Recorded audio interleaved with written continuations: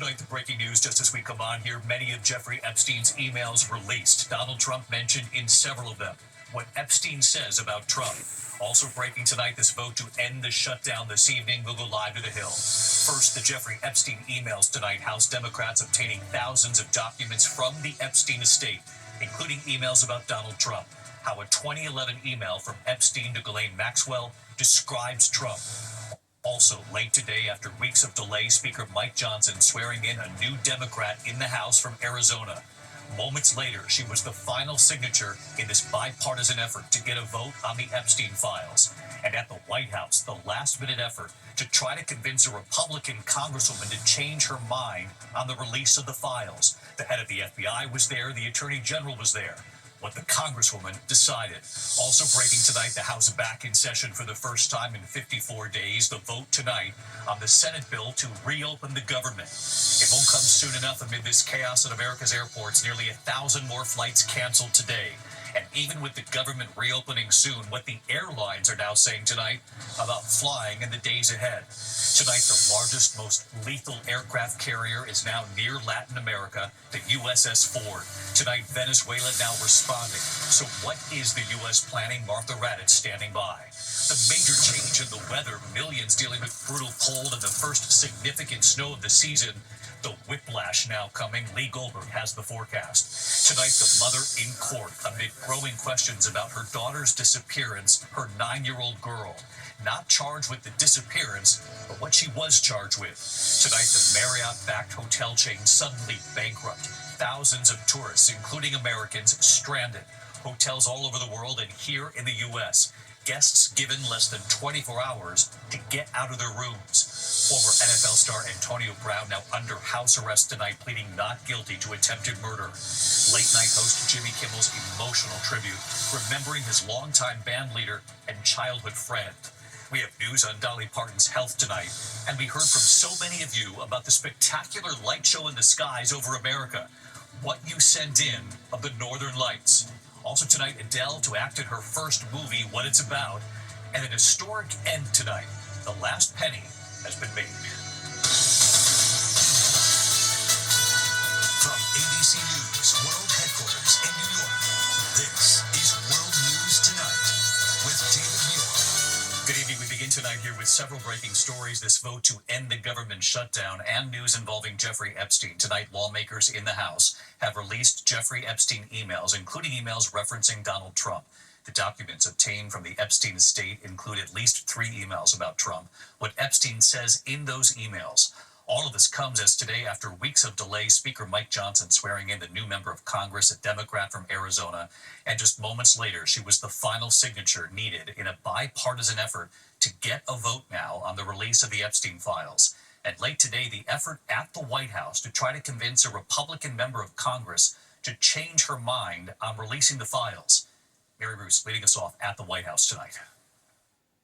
Tonight, in newly released emails, sex offender Jeffrey Epstein repeatedly discussing Donald Trump, shedding new light on their long friendship, and seeming to suggest Trump had information he never shared.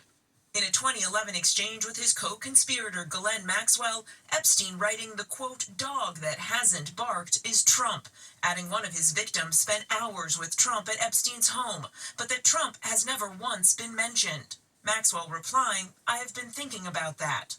The emails obtained from the Epstein estate were released by Democrats on the House Oversight Committee. Tonight, House Republicans and the White House say the victim mentioned was Virginia Giuffre, who once worked at Trump's spa at Mar-a-Lago. She had said she never saw Trump do anything inappropriate. She died by suicide earlier this year. Trump and Epstein were friends for more than a decade. Have you socialized with him? Yes, sir. Yes? Yes, sir. Have you ever socialized with Donald Trump in the presence of females under the age of 18? Though I'd like to answer that question, at least today, I'm going to have to assert my 5th, 6th, and 14th Amendment rights. Trump insists he broke off the friendship when he learned Epstein and Maxwell were luring away women and teenage girls who worked at Mar-a-Lago. Stole people that worked for me. I said, don't ever do that again. He did it again. And I threw him out of the place, persona non grata. I threw him out, and that was it. In a 2019 email to author Michael Wolff, Epstein writing, "Trump said he asked me to resign. Never a member ever." Of course, he knew about the girls as he asked Ghislaine to stop.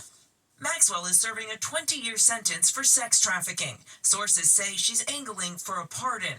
And just a few weeks ago, when Trump was asked about her, he didn't rule it out. Who are we talking about? Ghislaine Maxwell.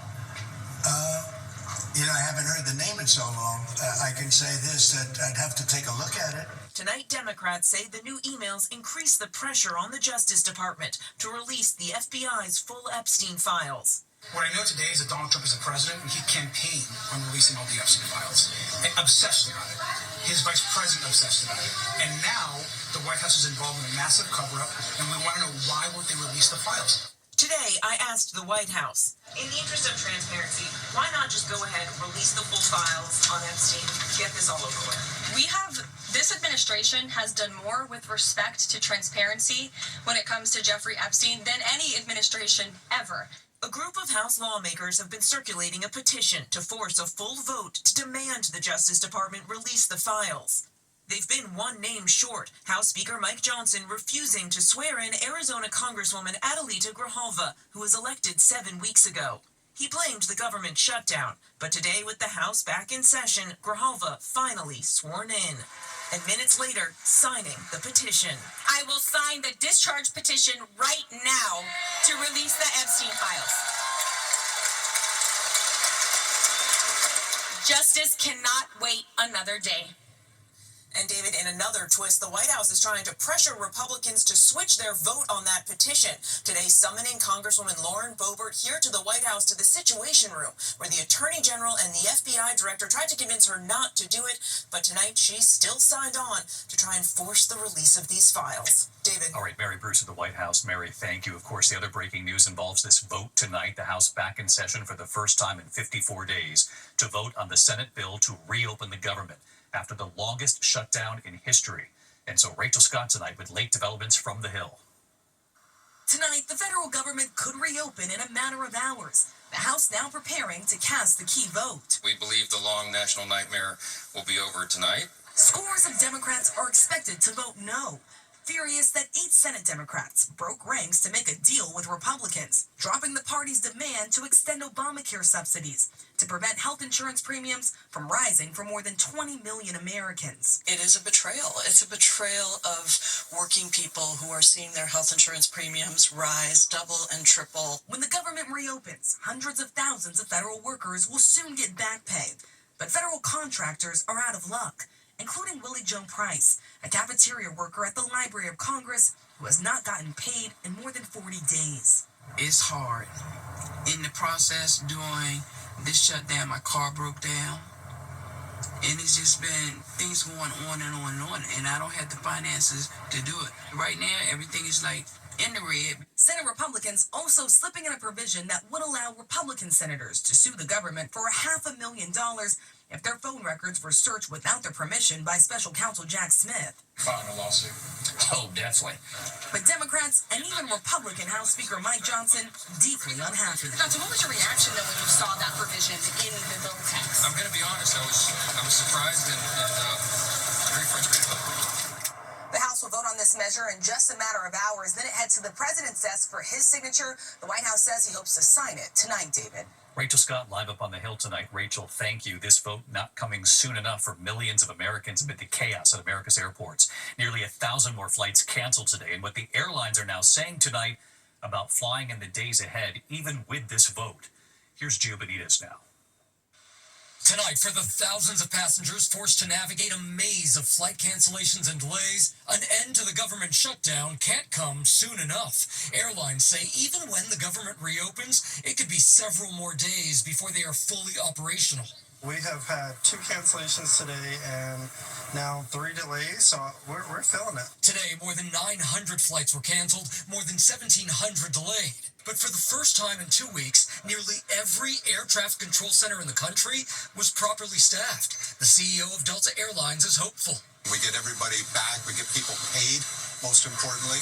and by the weekend, I think things should be in good shape. Still, some passengers worry about flying over the holidays. We usually go away on the holidays. I think we're going to take this one off. But airlines say there's still time to get travel back on track before the Thanksgiving rush. We're still a good week plus away from that Thanksgiving week. So, yeah, there's still plenty of time to make sure that everything over the Thanksgiving week goes off as originally planned. And David, it's unclear when the FAA will lift its plans to cut 10% of flights. And again, once the government reopens, it's going to take a few days to get things back to normal, David. Gio Benitez back on this tonight. Thank you, Gio. The U.S. military buildup in the Caribbean. We have learned that the largest, most lethal aircraft carrier is now near Latin America, the USS Ford. Tonight, Venezuela now responding. So what is the U.S. planning? Let's get right to Martha Raddatz. Martha, what do we know tonight? Well, David, it is the largest, deadliest aircraft carrier in the world and brings the number of U.S. forces in the waters near Latin America to 15,000. The U.S. has already carried out attacks on nearly 20 suspected drug boats, leaving more than 75 people dead. The question now is, will the carrier, which is packed with F-18 fighter jets, strike within Venezuela, or is this just a show of force? Either way, tonight, Venezuela has ordered a nationwide mobilization of 200,000 troops and is ordering the troops to plan guerrilla-style attacks. David? Martha Raddatz with late reporting. Thank you, Martha. Now to the major change tonight coming in the weather. Millions, of course, dealing with this brutal cold, the first significant snow as well. Well, now the whiplash. Let's get right to Chief Meteorologist Lee Goldberg from WABC again tonight. Hey, Lee. All right, David, back to normal November chill here in the Northeast. A little bit more comfortable if skies clear and the northern lights come out later. Could be 60 in D.C. over the weekend, but the real warmth is over the middle of the country. 60s to the Dakotas, 80s, summer-like 80s in Oklahoma and Texas. But look at the cooling in the west. That's because of the latest atmospheric river. Rain coming into Northern California tonight, spreads throughout the state into L.A. tomorrow night into Friday. 1 to 2 inches of rain, maybe 2 to 4 inches inland, even 60-mile-per-hour gusts and up to a foot of snow in the Sierra. David? Lee Goldberger, thanks to you again. We turn now to the mother of a 9-year-old girl. She was in court in California amid questions about her daughter's disappearance. The mother not charged with the disappearance, but what she is charged with tonight. Here's Matt Gupman. Tonight, the mother of a missing 9-year-old girl in a California court earlier today amid growing questions about the whereabouts of her daughter Melody. The mother now facing charges indirectly related to the child's disappearance. Man, you're released on supervised release. You are going to be released on GPS. Ashley Buzzard pleading not guilty to a charge of false imprisonment with violence. The alleged victim, Tyler Brewer. He told ABC News in a statement he was at Buzzard's home last week trying to help her search for the girl. When the mother became visibly distressed after sharing information she appeared to regret disclosing. Brewer adding a box cutter was produced, and despite multiple requests to be allowed to exit the home, I was not immediately permitted to leave. Buzzard's daughter, Melody, last pictured on October 7th in this surveillance video from a rental car agency outside of Santa Barbara. Both mother and child appearing to wear wigs. The two then traveling to Nebraska. Police say at one point the mother even swapped out the license plate on that rental. Authorities say the child was last seen along the Utah-Colorado border on October 9th. The next day, her mother returned the rental car with the original license plate, but without Melody.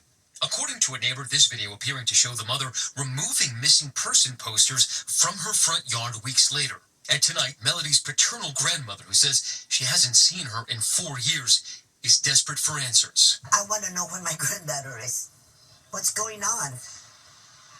David, law enforcement sources telling me that they are investigating every possible angle in this case, including the possibility that Melody was trafficked. Now, as for her mother, she was released today on bail with a GPS device, but law enforcement says that so far she has not been cooperative. David. Now let's hope authorities find this little girl, Matt. Thank you.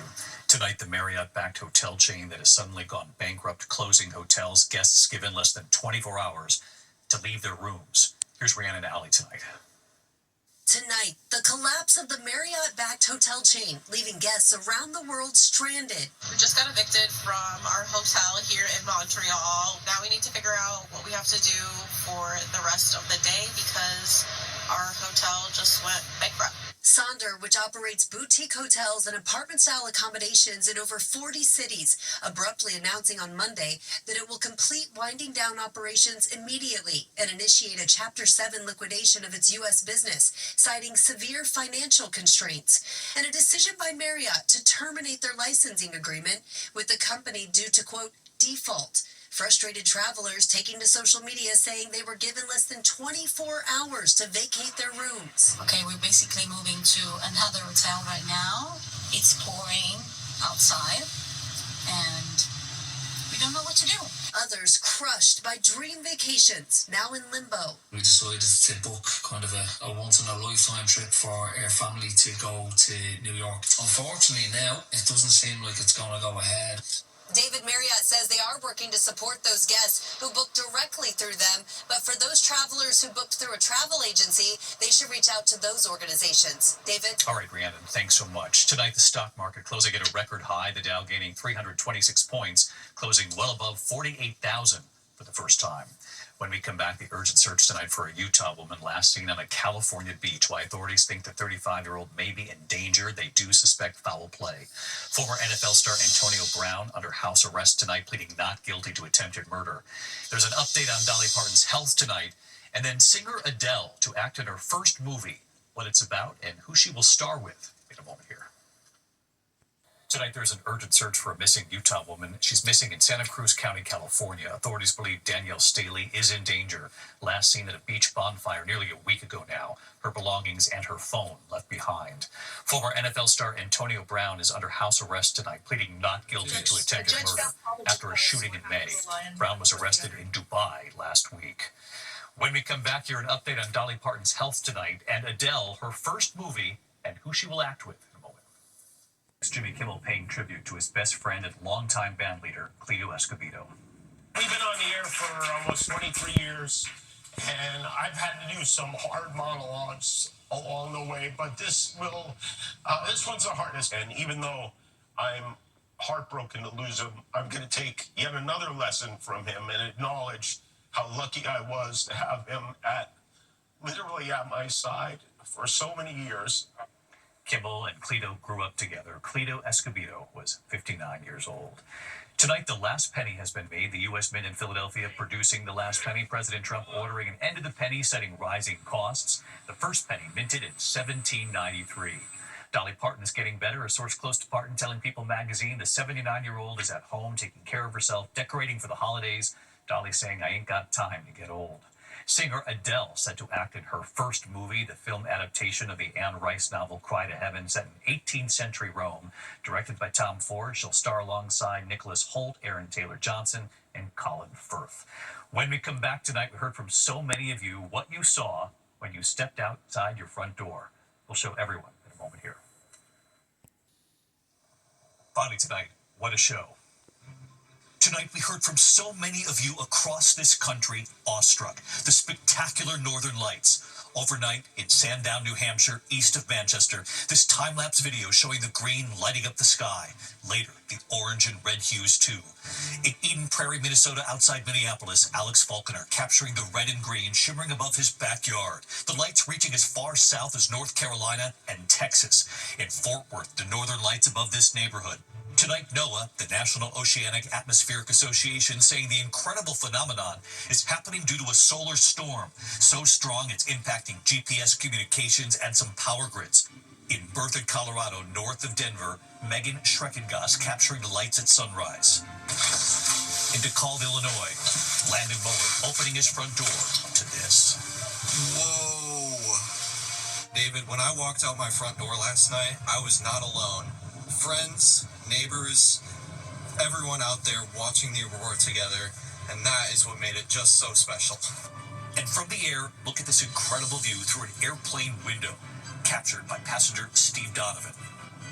David, so last night I was on a flight from Denver to Philly, and the captain came on and said, look out through your left side window, you can see the northern lights. So I quickly grabbed my camera and was able to capture that while moving across the U.S. Showed the captain on the way out. And I hope he sees it on the news tonight, because that'd be cool to come full circle.